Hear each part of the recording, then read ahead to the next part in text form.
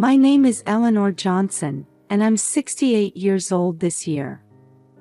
Frank, my husband of 45 years, passed away to heaven 3 years ago. Now I live quietly in a small town, but my heart aches when I think about my family. My son James is 38 and works for a local construction company. His wife Sarah is 35 and works as a librarian at the town library.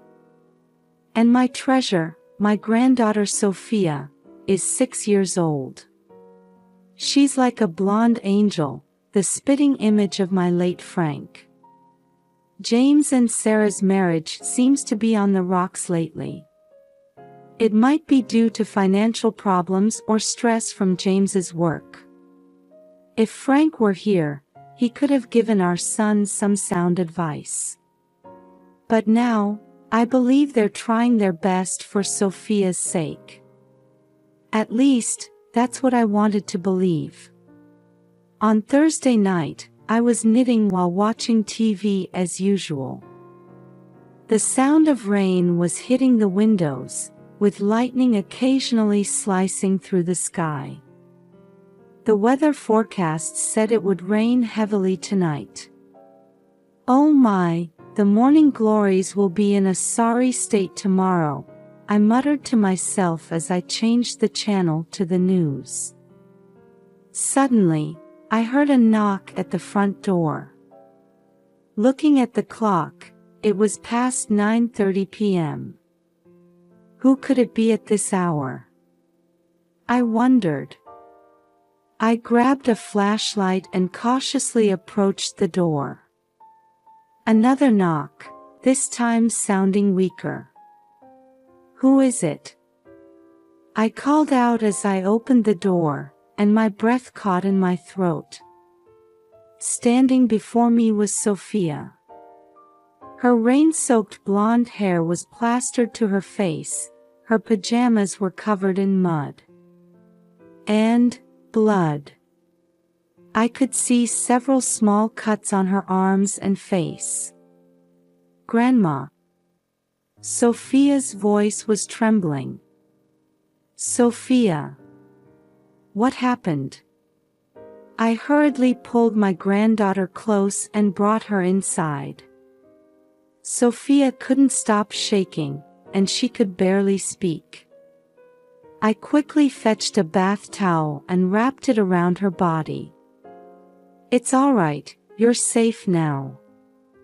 Grandma's here with you, I said gently while stroking her hair. Daddy. Daddy. Sophia sobbed, struggling to get the words out. Take your time, sweetie. Take a deep breath, I encouraged her. After waiting for Sophia to calm down a bit, I gently asked, what happened? Why did you come alone in the middle of the night like this? Sophia, with tears welling up in her big eyes, hesitantly began to speak. Daddy got angry, he hit me. The moment I heard those words, something inside me froze. James, hitting his own daughter. Unable to believe it, I was about to ask for more details when Sophia collapsed in my arms as if all her strength had left her. Sophia. Sophia. I quickly picked her up and laid her on the sofa. Thankfully, she seemed to still be conscious. It's okay, you're safe now, I reassured her while considering my next move. First, I needed to contact Sarah. It took a while to calm Sophia down. While giving her some warm cocoa, I spoke to her gently. Sophia, it's all right. Grandma's here with you. When you're ready, can you tell me what happened? Sophia, clutching the mug with trembling hands, began to speak in a small voice. Daddy was scary. Daddy was scary. Why? I asked. Daddy yelled loudly, and then Sophia's words caught in her throat. And then I prompted gently. He pushed me. I hit the wall. Sophia's eyes filled with tears again. My heart felt like it was being squeezed. Sophia, you did well to tell me. You're such a brave girl, I said. As I asked for more details, I learned that James had come home drunk and started getting angry at Sophia over something trivial. If Sarah had been there, she might have been able to stop him, but I found out she had been in the hospital for a few days. What about Mommy? Why wasn't Mommy at home? I asked. Mommy is in the hospital. Sophia's voice became even smaller. I quickly picked up the phone and dialed Sarah's cell phone. After several rings, there was finally an answer. Hello, Sarah. Is that you, Sarah? I asked urgently. Mother-in-law, what's wrong? It's so late. Sarah's weak voice came through the phone. I'm sorry, Sarah. But it's urgent. It's about Sophia. Sophia? What happened? Sarah's voice became panicked. I took a deep breath and explained the situation. Sarah's scream-like voice echoed through the phone. No. James, but because I wasn't there. Sarah's voice changed to crying. Sarah, why are you in the hospital? I asked. I fell down the stairs 2 days ago, and broke my leg. As I listened to Sarah's explanation, anger welled up inside me. I understand. Sarah, your recovery is important right now. I'll take care of Sophia, I assured her. After hanging up, I sat back down next to Sophia. Sophia, you'll sleep at Grandma's house tonight. We'll go see a doctor tomorrow. Sophia nodded slightly. As I hugged my granddaughter, I was desperately trying to figure out what to do next. The next morning, I took Sophia to a pediatrician. Fortunately, there were no serious injuries, but the doctor said there was suspicion of abuse and that he would contact Child Protective Services. When we returned home after the examination, there was a message from James on the answering machine. In a drunken-sounding voice, he was asking, "Have you seen Sophia?" I sighed deeply and called James. James, Sophia is here with me, I said firmly. Huh? Why is she there? James's voice sounded confused. Do you remember what happened last night? I asked sternly. After a moment of silence, James started making excuses. I was a bit drunk, but it wasn't anything serious. Not serious. My voice became harsh. Sophia is terrified. James fell silent. Then, with a sigh, he said, "Mom, actually, there's a lot going on." He gradually began to talk. Stress at work, financial problems, and the presence of a new woman. As I listened to my son's words, anger and sadness welled up inside me. James, you've been having an affair? I asked, my voice tight with emotion. I'm sorry, Mom, his voice became small. I closed my eyes and took a deep breath. What would Frank have done if he were here? James, come here right now. We need to talk, I said firmly. After hanging up the phone, I sat down on the sofa. How did my once adorable little boy end up like this? My heart ached as I thought about Sarah and Sophia, and James's future. A while later, the doorbell rang. It was James. When I opened the door, he stood there with his eyes cast down. Come in, I said in a cold voice. Sitting James down in the living room, I began to speak quietly but with a firm attitude. James, do you understand that what you've done is unforgivable? He answered in a faint voice, still looking down. I know, but at that time. I don't want to hear excuses, I cut him off harshly.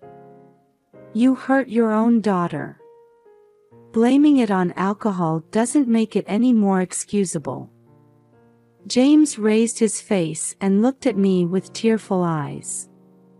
Mom, I really regret it. But at that time, with the stress from work and the debts, I raised my voice in surprise. What do you mean? James reluctantly opened up. He had become addicted to gambling and had accumulated a large debt. And to hide this debt, he had been borrowing money from his mistress.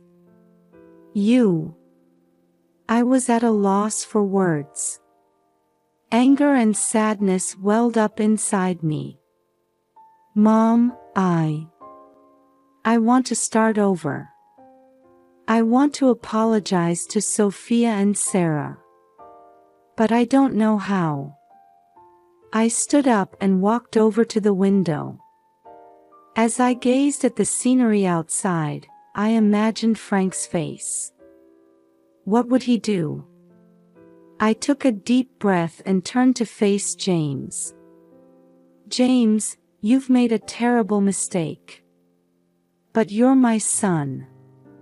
And you're Sophia's father. That's why I can't give up on you easily. A glimmer of hope appeared in James's eyes. But, I continued with a stern expression, starting over requires a corresponding level of determination. First, you need to receive treatment for alcohol addiction.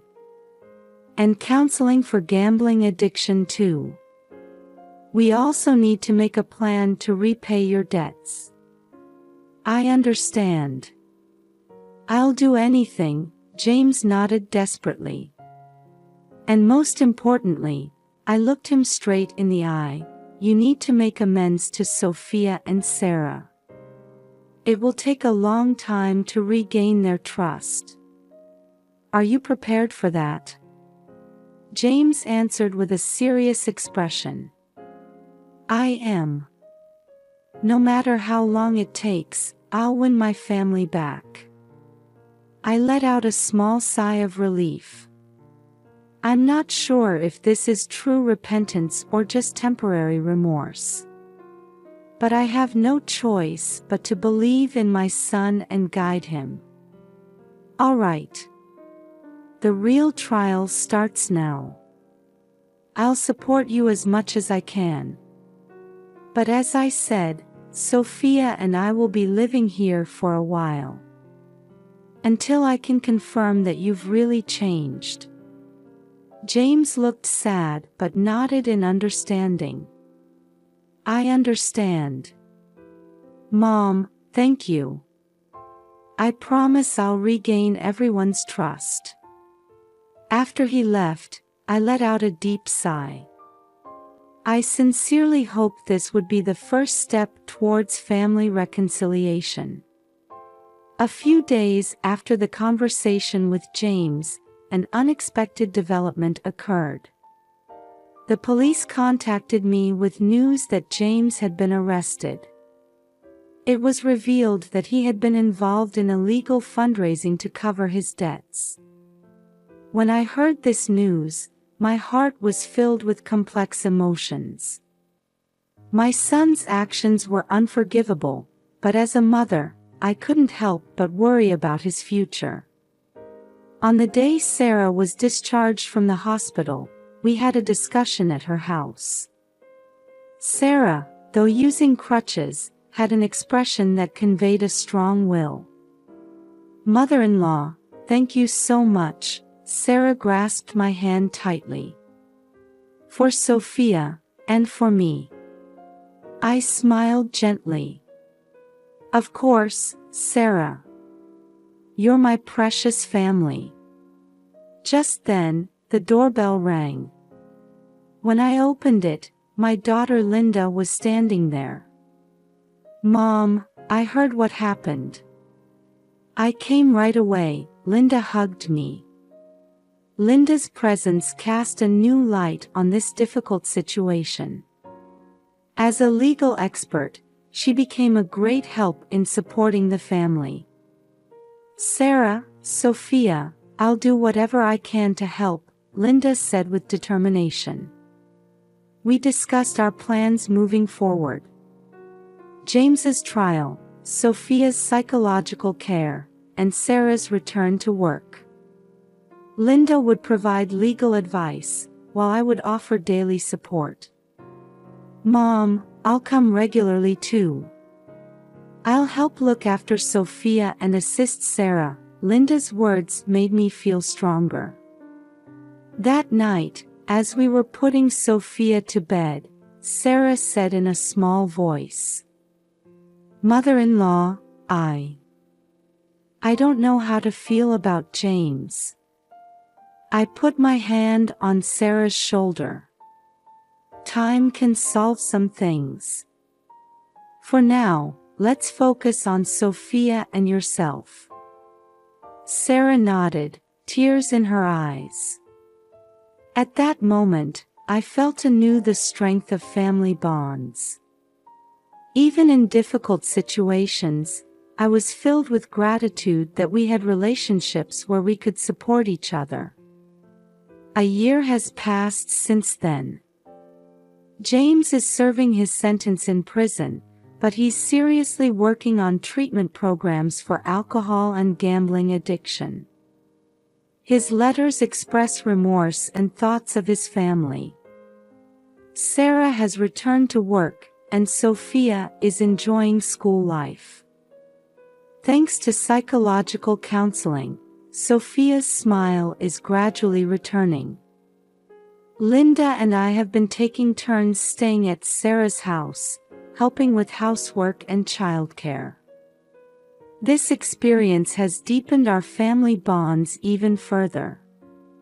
One evening, while we were having a barbecue in the backyard, Sophia suddenly hugged me and said, "Grandma, thank you." "What's this about, Sophia?" Surprised but pleased, I hugged my granddaughter back gently. "Because you're here, Mommy and I are happy," she said. Sophia's innocent smile made my eyes well up with tears. Sarah approached and said, "I can never thank you enough." Linda added, "Mom, you're our pride." At that moment, I felt a new mission. A role as someone who protects and guides the family. Frank may be gone, but there's still so much I can do. "Everyone, listen," I said to my family. "We'll face more challenges ahead. But I believe we can overcome them together." The whole family nodded, enveloped in a warm atmosphere. That night, I wrote in my diary, "Dear Frank, our family is now on a new journey. I can feel you watching over us from heaven. I'll continue to do what I can for our family." Looking out the window, I saw a sky full of stars. Surely, Frank must be smiling among them. Tomorrow, another hope-filled day will begin. I took a deep breath and drifted off to sleep with a peaceful mind.